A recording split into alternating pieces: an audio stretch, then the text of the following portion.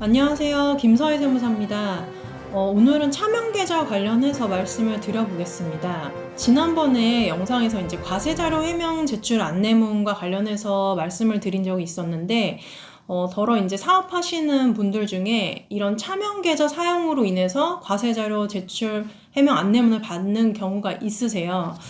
그러면 일단 차명계좌란 무엇인가 여기에 대해서 설명을 드려보자면, 사업자 본인의 계좌가 아닌 다른 계좌를 사용해서, 그러니까 사업과 관련해서 사용해서 뭐 매출을 누락시킨 바가 있다든지 그런 부분이 이제 여기에 해당할 텐데요.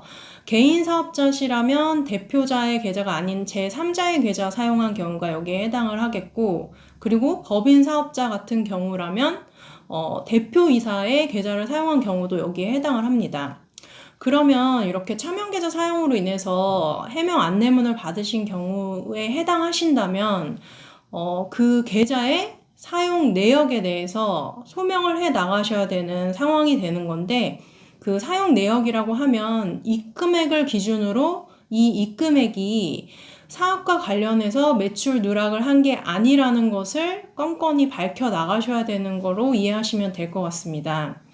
그런데 문제는 이렇게 차명계좌 사용으로 인해서 해명 제출 안내문을 받으시게 되면 기간 자체가 길게는 이제 5년까지 대상 기간으로 선정이 될 수가 있고, 그에 반면 5년 동안의 입금 내역은 사실 건수가 굉장히 많아질 수 있는 상황이 되기 때문에 그 건건이를 소명해 나가시는 게 사실 생각 이상으로 힘든 상황이 되실 수 있다는 거죠.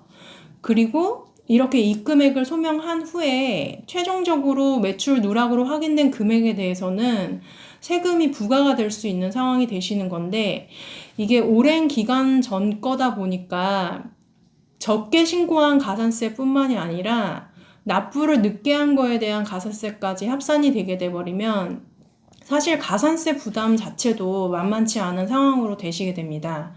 그리고 여기에 이제 더불어서 중요한 부분이 업종별로 좀 상이하기는 하지만 사실 일반 소비자를 상대로 하는 업종은 대부분이 지금 현금영수증 의무 발행 업종에 해당이 하기 때문에 본인이 영위하시는 사업 업종이 현금영수증 발급 의무 업종에 해당한다면 현금영수증을 미발급한 가산세까지 더해지게 되면서 사실 내가 누락한 금액의 그 이상으로 세금으로 연결될 수 있는 결과까지 초래되는 상황이 생기시는 거죠.